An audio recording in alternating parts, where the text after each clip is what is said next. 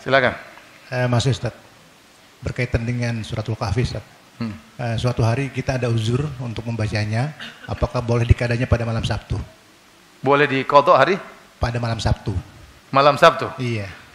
Hadisnya man qara'a surat al-kahfi yaumal jum'ah. Barang saya baca surat al-kahfi hari Jumat. Sebagian ulama mengatakan tidak dibaca malam Jumat karena riwayatnya lemah. Namun seperti Imam Syafi'i dan banyak ulama mengatakan boleh hari Jumat dan boleh juga malam Jumat. Karena dalam Islam hari dimulai dari malam. Ya. Oleh karenanya hari Jumat termasuk dalamnya malam Jumat. Namun yang lebih afdal bacanya setelah azan subuh sampai azan maghrib. Itu waktu yang paling afdal. Karena yang sebelum subuh ini ada khilaf di antara para ulama. Namun pendapat yang lebih kuat insya Allah tidak jadi masalah. Tetapi kita katakan lebih hati-hati kita baca dari antara azan subuh sampai azan maghrib hari Jumat. Adapun kalau sudah masuk malam Sabtu maka sudah bukan hari Jumat. Dan kalau kita Allah alam kita mengqadha'nya, mudah-mudahan tidak jadi masalah. Bukan berarti kita biasakan kita baca hari Sabtu, namun kita bersandar kepada hadis yang lain kata Nabi sallallahu alaihi wasallam, "Idza maridal abdu aw safar, idza maradal abdu aw safar, kutiba lahu makana ya'malu sahihan muqiman." Kata Nabi sallallahu alaihi wasallam, jika seorang hamba sakit atau dia bersafar, maka dicatat bagi dia amalan yang biasa dia lakukan. Artinya seorang kalau terbiasa baca surat Al-Kahfi hari Jumat, tahu-tahu dia berhalangan, ya, maka mudah-mudahan tetap tercatat bagi dia membaca surat Al-Kahfi. Kenapa? Karena kebiasaan dia baca setiap hari Jumat. Dan ini syariat memperhatikan masalah ini. Syariat memberi uzur kepada orang yang punya uzur. Seorang yang biasanya sholat berjamaah, tahu-tahu dia sakit seminggu, tetap saja selama seminggu dicatat sebagai pahala sholat berjamaah. Orang yang biasanya baca surat Al-Kahfi hari Jumat, tahu-tahu dia punya uzur sehingga tidak bisa baca, insya Allah tetap dicatat sebagai orang yang baca surat Al-Kahfi. Kenapa? Karena itu kebiasaannya. Dan ini perhatian bagi anak-anak muda. Anak-anak muda, biasakan sementara antum dalam keadaan sehat walafiat, biasakan beramal soleh.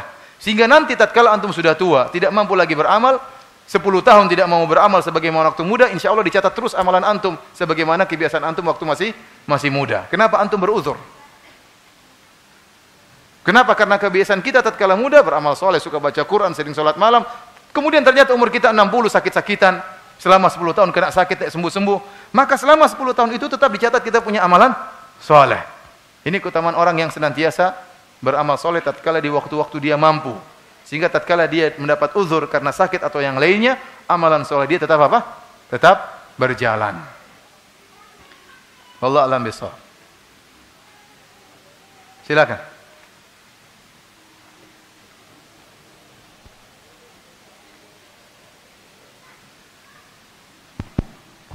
Terima kasih. Tadi petang tausiah tadi petang masalah tentang roh Ustaz. Tentang masalah roh yang ayat surah Al-Isra ayat 85 Ustaz. Mohon penjelasannya tentang roh Ustaz. Yang mana? Tentang roh Ustaz. Ruh. Ya, Al-Isra ayat 85. Oh iya. Allah berkata, "Wa yas'alunaka 'anir ruh." Mereka bertanya kepada engkau tentang ruh. Qulir ruhu min amri rabbi. Katakanlah ruh adalah urusan Allah Subhanahu wa taala. Wa ma utitu minal ilmi illa qalila, dan kau tidak diberikan ilmu kecuali cuma sedikit. Jawabannya cuma itu. Ruh urusan Allah Subhanahu wa taala. Yang sedikit. Bagaimana kita mau tahu kita saja tidak tahu? Nabi saja tidak bisa jawab apalagi saya. Nabi ditanya apa jawaban Nabi? Itu urusan Allah Subhanahu wa taala. Dan itu menunjukkan ilmu kita sangat sedikit. Oleh karenanya kalau orang sudah berbicara tentang ruh, antum suruh orang berbicara tentang hakikat ruh, kalau ada 1000 orang maka ada 1000 pendapat. Kenapa? Karena mereka berbicara tentang sesuatu yang mereka tidak tahu. Jadi semuanya mengira-ngira. Saya katakan kalau ada 1000 orang disuruh bicara tentang hakikat ruh, akan ada 1000 pendapat. Kenapa? Karena semuanya tebak-tebakan. Semuanya tebak-tebakan. Dan itu tidak bisa bagi ini di antara dalil bahwasanya ada sesuatu yang gaib yang dekat dengan kita dan kita tidak tahu hakikatnya. Seperti apa? Seperti ruh. Namun kita yakin ruh itu ada. Ruh itu keluar dari jasad. Kalau sudah keluar maka orang itu meninggal dunia. Hakikatnya terbuat dari unsur apa? Ya, bisa dipegang atau tidak? Enggak tahu. Jawabannya saya tidak tahu. Urusan Allah Subhanahu wa taala. Sedikit-sedikit pun tidak tahu. Tapi dalam hadis disebutkan idza kharajat ruh tabi'ahal basar. Ruh itu kalau keluar mata ikut. Makanya terkadang mata melihat ke atas maka kita tutup. Kenapa? Dia ikuti ruh yang sedang apa? yang sedang keluar.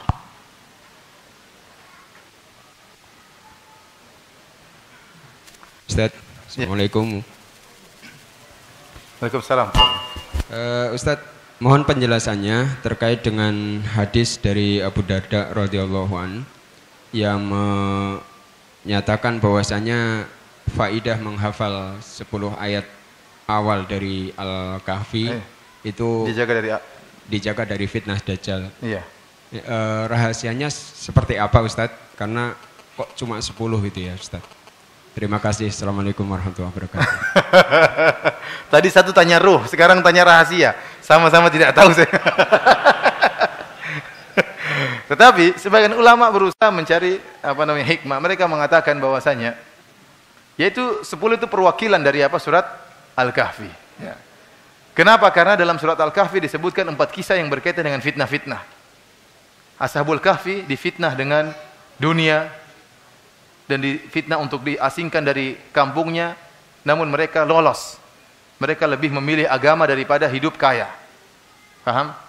Kemudian Allah sebutkan tentang kisah Sahibul Jannatain, seorang yang diberikan surga yang taman-taman yang indah, diberikan kekayaan namun dia tidak bersyukur, maka jadilah dia orang yang kafir. Ini tidak lolos fitnah. Allah sebutkan ada orang yang lolos dari fitnah, ada orang yang tidak lolos dari fitnah. Kisah yang ketiga yaitu tentang Nabi Musa dan Nabi Khadir. Nabi Musa ketika ditanya, adakah orang yang lebih alim dari engkau? Kata Nabi Musa, tidak ada. Ternyata ada yang lebih alim, siapa? Khadir. Nabi Khadir alaihi salam. Maka Nabi Musa dengan penuh tawadhu'nya berangkat, ini fitnah ilmu. Fitnah ilmu tidak menjadikan Nabi Musa menjadi sombong dan angkuh, maka dia berjalan menuntut ilmu dari Nabi Khadir yang sebelumnya tidak dia kenal, ya, yang derajatnya lebih rendah daripada Nabi Musa. Nabi Musa lebih tinggi derajatnya. Dia termasuk ulul azmi minar rusul. Namun dia mau menuntut ilmu dari orang yang lebih rendah seperti Nabi Khadir alaihi salam. Ini orang yang selamat dari fitnah ilmu. Karena ada orang yang tidak selamat, ilmunya menjadikan dia semakin sombong, semakin angkuh dan yang lain. Yang keempat tentang Dzulkarnain. Yang Allah berikan dia kekayaan yang luar biasa, berikan dia kekuatan yang luar biasa, menundukkan berbagai macam bangsa-bangsa. Namun kekuasaan tersebut tidak menjadikan dia membangkang, bahkan dia gunakan kekuasaannya. Ini fitnah kekuasaan. Namun dia menggunakan kekuasaannya untuk menolong sesamanya. Di antaranya dia menolong orang-orang dari siapa? Dari Ya'juj dan Ma'juj. Oleh karenanya surat ini menyebutkan tentang 4 kisah yang berkaitan dengan fitnah-fitnah. Maka wallahu a'lam bishawab, ini berkaitan dengan Dajjal. Dajjal termasuk salah satu fitnah. Maka barang siapa yang mengerti isi dari surat Al-Kahfi, kemudian dia hafalkan 10 ayat di antaranya, ya, maka Dajjal tidak akan bisa mengganggunya. Ada yang mengatakan demikian, wallahu a'lam bishawab. Antum tanya kenapa tidak 15? 10 aja udah cukup ya. Enggak usah minta tambahan. Ada lagi yang bertanya? Sudah mau habis. Assalamualaikum warahmatullahi wabarakatuh. Begini Ustaz, dalam konteks kekinian ada yang menafsirkan kisah Ashabul Kahfi ini. Penafsiran apa? Ashabul Kahfi? Ya. Dengan penafsiran bahwa ketika banyak kemusyrikan itu, silakan kalian berkelompok katanya. Ya mirip dengan mengasingkan 7 orang tadi. Iya. Sehingga terbentuklah kelompok-kelompok, dan kemudian dalam kelompok itu dalam 2 keadaan lah. Kalau mempunyai kemampuan untuk memberantas kemusyrikan ya silakan, tapi kalau tidak ya silakan berhijrah begitu. Kira-kira penafsiran seperti ini dalam kondisi sekarang gimana? Kondisi sekarang alhamdulillah tidak perlu kita alhamdulillah berkelompok ini pengajian. Ya, artinya itu kondisi Ashabul Kahfi, dia diancam akan dibunuh. Dia akan dibunuh. Makanya dia mengatakan wala yusy'aranna bikum ahada. Kemudian dia mengatakan yarjumukum ayu'idukum fi millatihim. Kalau kita ketangkap, maka kita akan dirajam sampai mati atau kita akan disuruh kembali kepada kesyirikan. Walan tuflihu idzan abadan. Nanti tidak akan beruntung selamanya. Jadi mereka memang diancam untuk dibunuh, buronan untuk dibunuh, dipaksa. Maka tidak ada jalan lain bagi mereka kecuali untuk apa? Untuk lari. Dan demikian dalam fitnah apapun. Kalau memang ada fitnah yang sangat dahsyat, ya seorang misalnya fitnah wanita, maka dia kalau keluar ternyata banyak fitnah, cari tempat yang tidak ada fitnahnya. Ya. Cari tempat tidak ada fitnahnya. Adapun kemudian bikin kelompok tersembunyi-sembunyi, bikin kekuatan, ya ini saya rasa tidak dibenarkan. Kemudian ada imamnya, ya. Kemudian memberontak terhadap pemerintah, maka ini tidak dibenarkan. Bentuk uzlah atau bentuk hijrah banyak caranya. Di antaranya kita tinggalkan maksiat yang pernah kita lakukan, kita tinggalkan ahlu syirik dan ikut pengajian. Ini antara salah satu bentuk menghindarkan diri dari dari fitnah yang ada. Ikut pengajian, hadiri kajian-kajian, tidak harus membentuk kelompok. Kelompok dalam artian khusus, yaitu ada pimpinannya, ada anak buahnya, ya, ada pasukannya. Itu tidak harus seperti itu. Ashabul Kahfi apa bikin seperti itu? Kan enggak. Ya.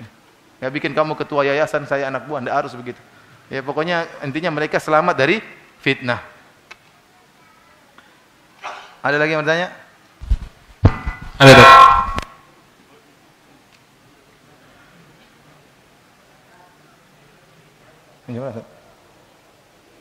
Ada pertanyaan titipan ini, Ustaz. Benarkah hadis yang menjelaskan bahwa sahabat membekas Nabi dan mengusap dahak Nabi ke mukanya untuk mencari berkah? Adapun mengenai Nabi SAW, Nabi seluruh tubuhnya berkah, air liurnya berkah, rambutnya berkah, bahkan Nabi sengaja mencukur rambutnya untuk dibagi-bagikan kepada para sahabat. Ini berkaitan dengan Nabi SAW. Air liur Nabi juga berkah. Ya. Akan tetapi ini khusus bagi Nabi SAW. Selain Nabi SAW, maka tidak diketahui para sahabat mengambil air liur Abu Bakar atau mengambil air liur siapa? Umar. Ya. Tidak ada dalil-dalilnya. Oleh karena para sahabat paham bahwasanya yang merupakan berkah adalah Nabi SAW. Seluruh tubuhnya berkah. Adapun hadisnya mereka mengambil air liur Nabi itu benar. Ada yang bertanya?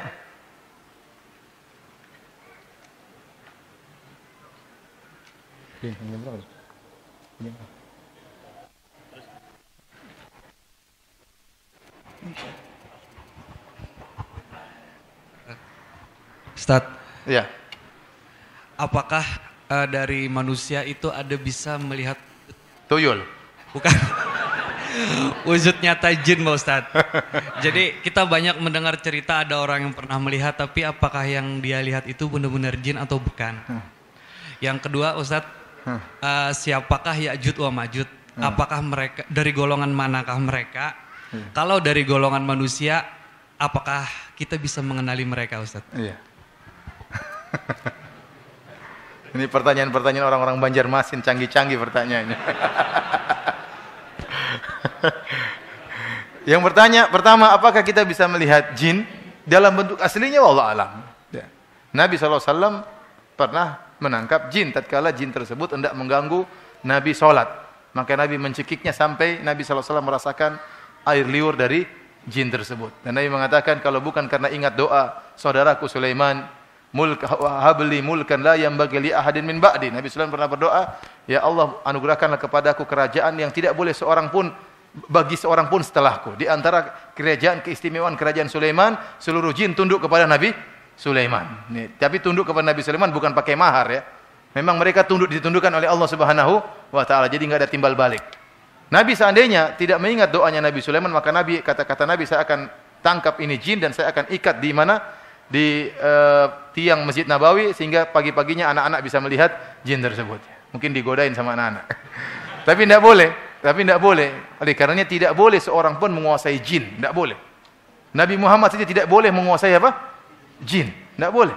Karena itu melanggar doanya siapa? Nabi Sulaiman alaihi salam. Adapun orang sekarang yang punya khodam, mereka tidak menguasai jin, tapi mereka pasti pakai mahar. Kata istilah mereka mahar. Ada timbal balik, ada yang harus mereka bayarkan sehingga jin tersebut mau kerja terhadap mereka. Apakah seorang bisa melihat jin dalam bentuk aslinya? Kita enggak tahu bentuk jin yang asli bagaimana. Tapi mereka, kata Allah, hukum asalnya tidak bisa terlihat. Innahu yarakum huwa wa qabilatuhu min haitsu la tarawnahum. Huwa wa qabiluhu min haitsu la tarawnahum. Sungguhnya iblis ini dan anak buahnya ini dengan kabilahnya bisa melihat kalian dan kalian tidak bisa melihat mereka. Ini hukum asal. Hukum asal. Tetapi yang bisa kita lihat tatkala jin tersebut yatasyakkal, dia menjelma. Ini bisa menjelma menjadi manusia misalnya, menjelma menjadi gendruwo misalnya, menjelma menjadi si manis jembatan Ancol, menjelma menjadi sundel bolong. Ini mungkin kita lihat. Ini kita, tapi bentuk aslinya saya tidak tahu bentuk jin seperti apa. Ya. Menjelma menjadi ular mungkin. Tapi bentuk aslinya tatkala dia sebagai jin, bentuknya seperti apa? Wallahu a'lam. Ya. Wallahu a'lam bentuknya seperti apa. Dan ingat, melihat jin itu bukan kemuliaan. Ada orang itu hebat, dia bisa lihat setan. Gimana hebat? Tambah setengah mati, stres. Setan lihat sana, lihat setan, itu stres. Kelainan itu orang. Benar, ada orang yang katanya punya panca indera yang keenam, bisa melihat jin. Apa kelebihan dari itu? Tidak ada dalilnya barang siapa bisa lihat jin masuk surga, enggak ada. Oleh karenanya alhamdulillah Allah membuat kita tidak bisa jin, kecuali jin menampakkan dirinya. Alhamdulillah kita tidak perlu lihat jin, kita baca doa berlindung daripada syaitan, sudah selesai. Namun jin terkadang oleh karenanya jin itu yatasyakkal, berubah-ubah bentuknya. Terkadang bentuk ini, terkadang bentuk terkadang bentuk Dracula, terkadang bentuk macam-macam ya. Dan itu yang dilihat oleh manusia. Dia sering menampakkan dirinya dalam bentuk suatu yang mengerikan agar ditakuti oleh manusia. Dulu di Jogja ada sebuah kos-kosan murah meriah. Teman-teman waktu itu mau sewa. Ini ada kos murah sekali. Kenapa kok bisa murah? Kita kok bisa murah? Ternyata setiap malam ada cewek di tengah terurai rambutnya panjang sambil nyisiran.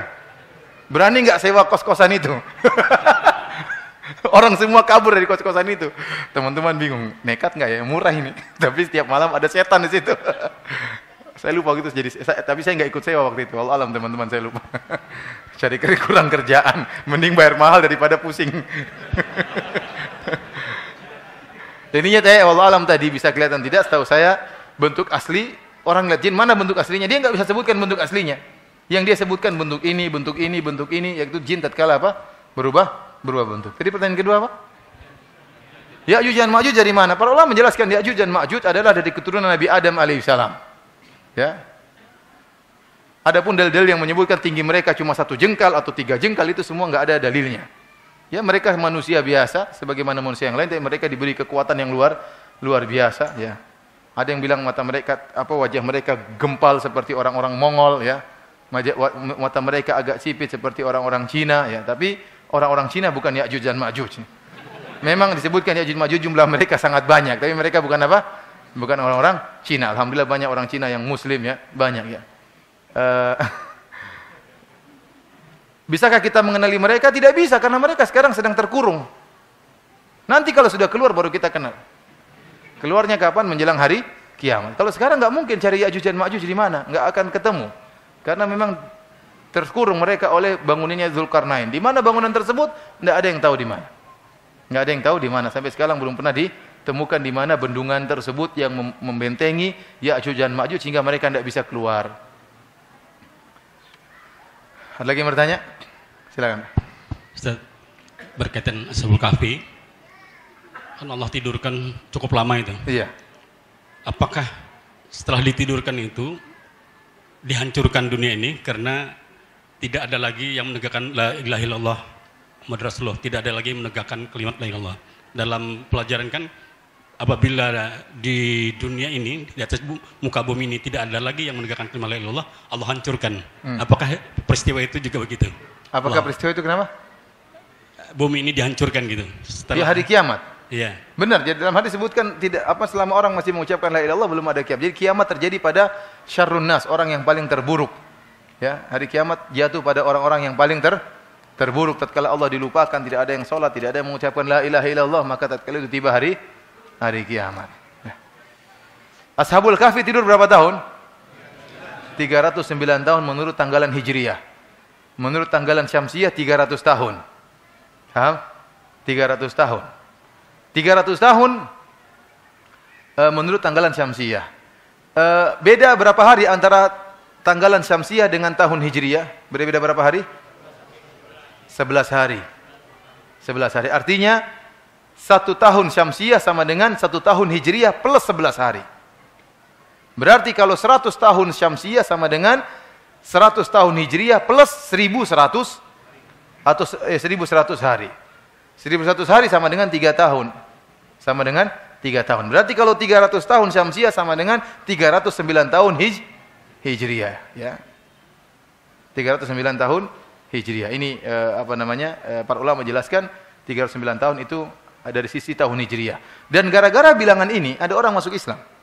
Gara-gara 309 Hijriyah ini. Ada seorang pendeta di Sorong masuk Islam. Gara-gara 309 Hijriyah. Kenapa? Dia cek seluruh cetakan Al-Quran tidak berubah, seluruhnya 309. Semua periode Al-Quran dari cetakan lama, cetakan baru tidak berubah angka ini. Berbeda dengan Injil. Injil terjadi perubahan-perubahan data. Ini yang dia meyakini bahwasanya Al-Quran dari Allah Subhanahu Wa Taala karena terjaga, tidak pernah terjadi apa? Perubahan. Maka dia pun masuk Islam. Tatkala diprotes sama orang-orang di sana, dia bilang, jawaban politis, dia mengatakan, saya tidak masuk Islam, tapi Islam yang masuk dalam dadaku. Akhirnya saya masuk Islam. Ada lagi yang bertanya? Salah satu poin untuk membaca surat Al-Kahfi adalah terhindar dari fitnah Dajjal. Iya. Apakah kita di zaman sekarang ini akan bertemu dengan kemungkinan untuk bertemu dengan Dajjal? Atau sudah ada Dajjal sekarang ini? Di antara disebut dalam hadis bahwasanya Dajjal akan muncul tatkala sudah dilupakan di mimbar-mimbar. Ya, jadi Dajjal itu muncul tatkala ilmu sudah terlupakan. Ya. Baru kemudian muncul apa? Dajjal. Ya. Adapun Dajjal masih disinggung dalam mimbar, ya, saya katakan kemungkinan kita tidak bertemu. Wallahu a'lam bishawab, ya. Karena ilmu sekarang masih berkembang, masih orang membahas tentang Dajjal di mimbar-mimbar, ya, masih belum terlupakan Dajjal tersebut. Ya. Tetapi kita disuruh untuk berlindung dari fitnah Dajjal setiap salat.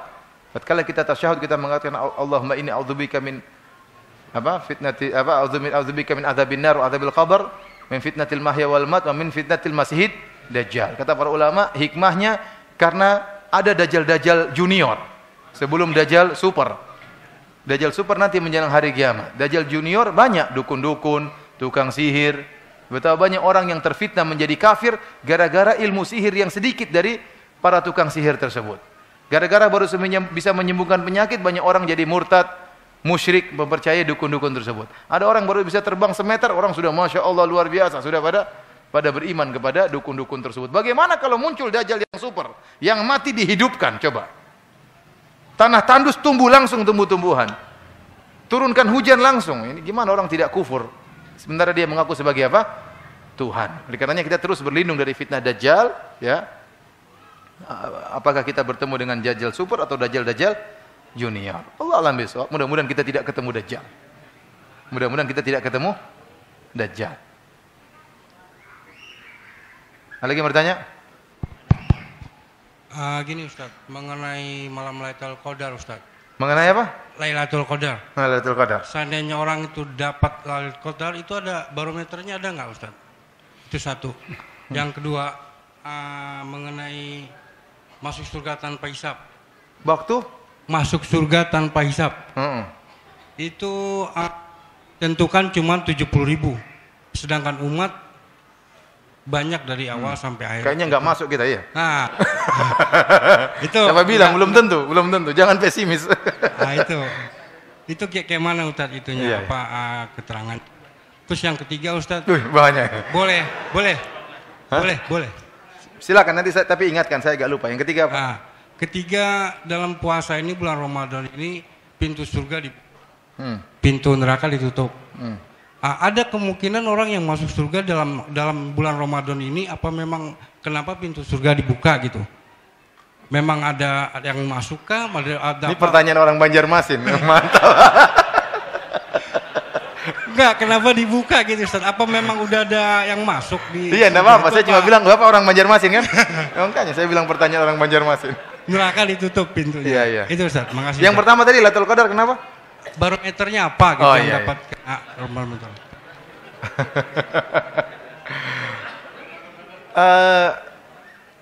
Sebenarnya Lailatul Qadar kata para ulama ya. Lailatul Qadar itu kan suatu malam. Yang malam itu sebagaimana bulan Ramadan. Bulan Ramadan dirasakan oleh semua orang di dunia atau tidak? Orang kafir bertemu dengan bulan Ramadan atau tidak? Bertemu. Peminum bir ketemu bulan Ramadan enggak? Pezina, dia sedang berzina, dia juga ketemu bulan Ramadan enggak? Ketemu. Yang jadi masalah bukan bertemunya, tetapi maksudnya bertemu dengan bulan Ramadan artinya mengisi bulan Ramadan dengan apa? Dengan ibadah. Itu yang jadi patokan. Bukan ketemunya, tapi bagaimana mengisi bulan Ramadan tersebut dengan ibadah. Lailatul Qadar akan dialami oleh semua orang. Tapi yang jadi masalah, Anda mencari Lailatul Qadar untuk diisi dengan ibadah, bukan hanya sekedar berburu cari-cari. Sudah ketemu enggak dia apa-apain, ya percuma kalau gitu. Yang dimaksud mencarinya untuk diisi dengan apa? Dengan ibadah, itu maksudnya. Terutama di malam-malam ganjil, ya. Oleh karenanya Ibnu Mas'ud pernah ditanya, ada kisah yang menakjubkan dalam hadis yang sahih. Ibnu Mas'ud ditanya, Ya Ibnu Mas'ud, bagaimana cara kita mendapatkan Lailatul Qadar? Kata Ibnu Mas'ud, yaqumul haula kullahu. Sudah dia salat malam tiap setahun penuh pasti ketemu Lailatul Qadar. Kata siapa? Ibnu Mas'ud. Habis orang nanya-nanya, kapan Lailatul Qadar? Kapan Lailatul Qadar? Dia jengkel, dia bilang, sudah kamu salat malam tiap hari setahun penuh pasti ketemu Lailatul Qadar. Bukan cuma bulan Ramadan, setahun penuh pasti ketemu Lailatul Qadar. Akhirnya orang ini ngelapor ke Ubay bin Ka'ab. Kayak Ubay bin Ka'ab, Ibnu Mas'ud bilang, kalau mau ketemu Lailatul Qadar, salat malam setahun penuh. Kata Ubay bin Ka'ab, Ghafarallahu Abu Abdurrahman. Semoga Allah memaafkan siapa? Abu Abdurrahman, yaitu Ibnu Mas'ud. Dia sudah tahu kapan Lailatul Qadar. Tetapi karena orang ngeyel, makanya dia jawabnya begitu. Maka dia mengatakan bahwasanya, Ibu Ubay bin Ka'ab mengatakan Lailatul Qadar malam ke-27. Dan di antara para sahabat ada yang berpendapat Lailatul Qadar adalah malam ke-27. Sementara dalam hadis yang lain dari hadis Abu Sa'id Al-Khudri radhiyallahu ta'ala anhu, Lailatul Qadar pernah terjatuh pada malam 21. Malam 21 tatkala Rasulullah SAW mengatakan, saya bertemu Lailatul Qadar, kemudian besoknya saya sujud di atas tin wa ma, di tanah dan air. Ternyata benar pada hari ke-21 paginya Rasulullah SAW sholat, kemudian para sahabat melihat pecek di kening beliau yang menunjukkan berarti tadi malam apa? Tadi malam Lailatul Qadar, ya. Oleh karena terkadang Lailatul Qadar besoknya hujan bisa jadi. Intinya besoknya matahari dalam keadaan redup atau bisa terjadi apa? Hujan. Nah, repot kalau seperti di Bogor hujan terus. Oleh karena saya bilang barang siapa yang ibadah di malam-malam ganjil, 10 malam terakhir, malam 21, malam 23, malam 25, malam 27, malam 29, pasti dia sudah ketemu dengan Lailatul Qadar. Dan dia kalau setiap malam itu, malam ganjil tersebut, dia beribadah sungguh-sungguh, maka dia sudah mendapatkan Lailatul Qadar dengan sebagaimana yang seharusnya. Adapun tanda-tanda seorang dapat Lailatul Qadar itu bagaimana? Wallahu a'lam bishawab, tidak ada tanda-tanda khusus, ya.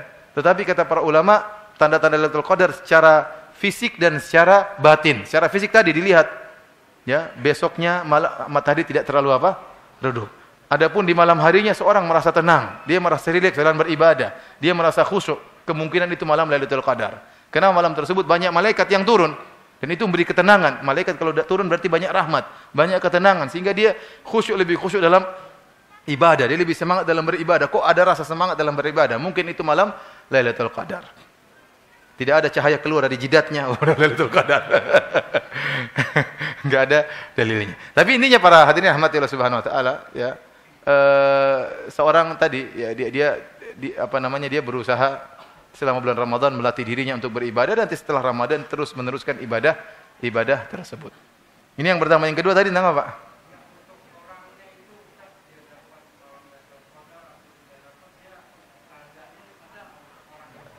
Saya bilang tadi tidak ada tanda khusus, tidak ada dalilnya. Rasulullah SAW mengatakan yang dapat Lailatul Qadar keluar cahaya dari jidatnya, enggak ada. Oleh karena kita enggak bisa menghukumi. Yang jelas kita semua dapat Lailatul Qadar. Kita menemukan malam tersebut. Lailatul Qadar itu bukan barang yang dicari, bukan. Tapi dia suatu malam yang mulia, lebih baik daripada 1000 bulan, dan malam tersebut akan mengalami kita semua. Namun jadi masalah, apakah kita beribadah tatkala di malam tersebut dengan ibadah yang mendatangkan keridhaan Allah? Kalau kita beribadah di malam tersebut dengan ibadah yang mendatangkan keridhaan Allah, maka kita akan diampuni dosa-dosa kita.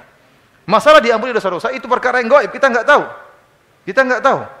Tetapi mungkin kalau orang diberi taufik mendapatkan Lailatul Qadar, maka setelah Ramadan mungkin dia jadi orang lebih soleh, jadi lebih baik, lebih sayang sama istri, ya, lebih rajin bersedekah, ya. Ini mungkin dapat Lailatul Qadar, mungkin. Kalau habis Lebaran tambah pelit, tambah suka marahin istri, wah ini kayaknya Lailatul Qadarnya nggak dapat. Wallahu a'lam bishawab. Yang kedua tadi apa? Oh ya, dalam sebut wa ma'ahum sab'una alfan yadkhuluna al-jannata bighairi adzabin wala hisab. Di antara umat Nabi ada 70.000 orang masuk surga tanpa azab dan tanpa hisab. Dalam riwayat Ahmad, Rasulullah SAW mengatakan, fastazattu rabbi, saya pun minta tambahan kepada Rabbku. Fazadani ma'a kulli alfin sab'ina alfan. Maka Allah menambahkan setiap 1000 orang bawa 70.000. Jadi berapa sekarang? Hitung sendirilah ya. Ada kemungkinan enggak? Susah juga persaingan. Itu yang hitung sekarang, hitung dari zaman Nabi Muhammad sampai hari kiamat. Berapa orang Islam yang pernah hidup, di antaranya sekian. Tapi rahmat Allah luas. Dalam riwayat yang lain disebutkan, Allah tambah lagi kemudian dengan 2 genggaman Allah. Allah tambah 2 genggaman, artinya 2 cidukan Allah, tambahan banyak banyak orang. Setiap cidukan kita nggak tahu berapa orang. Artinya kita banyak ibadah saja, banyak berdoa kepada Allah Subhanahu wa taala, semoga kita masuk surga tanpa hisab. Amin ya rabbal alamin. Yang ketiga tadi apa? Pintu surga dibuka kenapa? Hah? Apa pertanyaan diulang?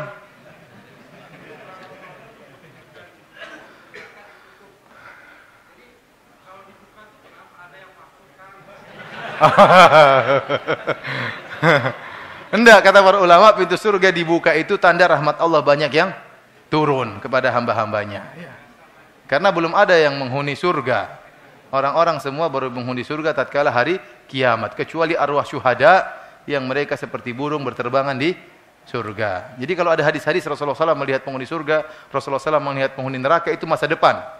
Rasulullah SAW diperlihatkan tentang masa depan. Contohnya Rasulullah SAW mengatakan, "Hai Bilal, saya dengar sendalmu di depan saya di surga." Orang Bilalnya masih di sini. Iya enggak? Itu tentang masa depan. Diperlihatkan Nabi tentang apa? Masa depan. Arab, orang Arab. Mana mic-nya biar yang lain. Sudah deh.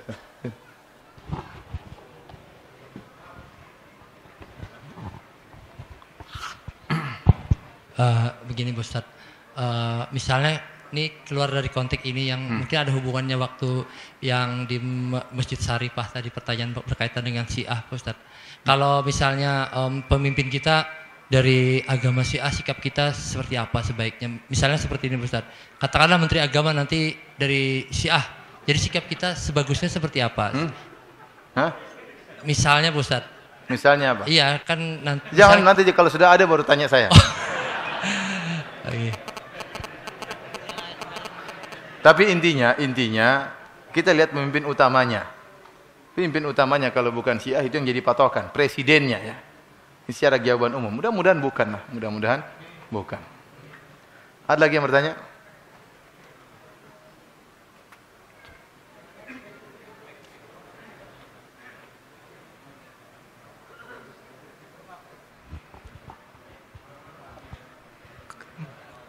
Kembali ke masalah Lailatul Qadar Ustaz. Selama ini yang saya pahami bahwa apabila kita beribadah di malam tersebut, maka ibadahnya akan bernilai seperti 1000 bulan lebih daripada 1000 bulannya.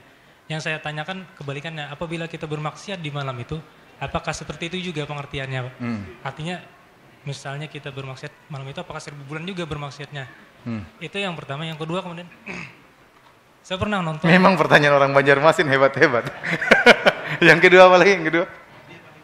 Yang kedua saya pernah nonton itu film The Arrival. Film apa? The Arrival. Apa itu? Ada film di situ, intinya filmnya itu mendokumentasikan bukti-bukti bahwa Dajjal akan datang. Nah, di salah satu sesinya itu dibangunlah bangunan yang tinggi. Nah, katanya situ untuk menyiapkan datangnya Dajjal, membuka Stargate istilahnya. Stargate itu semacam pintu masuk lah oleh Dajjal. Apakah ada dalil-dalil tentang bangunan yang tinggi ini Ustaz? Dongeng itu. Nggak usah nonton dongeng kok jadikan dalil. Jangan. Saya katakan bahwasanya yang disebutkan oleh para ulama yaitu adalah amalan soleh di malam Lailatul Qadar seperti amalan soleh 1000 bulan, bahkan lebih baik daripada 1000 bulan. Para ulama tidak menyebutkan tentang sebaliknya, ya. Tetapi orang bermaksiat di malam tersebut tentunya sangat tercela. Itu malam yang sangat mulia, kenapa dia gunakan untuk maksiat? Bukan berarti dia seperti maksiat 1000 bulan. Atau ada orang yang tidur dari pada Isya sampai subuh seperti tidur 1000 bulan. Ya enggak. yang dilipat gandakan adalah apa? Adalah amal solehnya. Wallahu a'lam bishawab. Tidak ada dalilnya kalau maksiatnya juga dilipat gandakan. Adapun tadi mengenai film-film tadi ya, enggak perlu kita nonton film-film seperti itu, semuanya pendongeng. Kadang-kadang akhirnya bercokollah akidah film tadi dalam diri kita. Karena kita terbawa, film itu bagus, dia dakwahnya bagus. Jadi masuk dakwahnya sehingga orang terkadang nonton itu tidak sadar dia didikte oleh film tersebut sehingga timbullah macam-macam akidah dalam dirinya sehingga dia salah berakidah dan salah berkeyakinan. Ada lagi yang bertanya? Assalamualaikum Ustaz. Waalaikumsalam. Pertanyaan saya, ketika kita melakukan konsisten dalam beribadah, ketika kita uzur, kita akan dicatat melakukan amal tersebut. Tetapi jika kita bermaksiat bagaimana itu Ustaz? Dan kedua, pertanyaan titipan, apakah anjing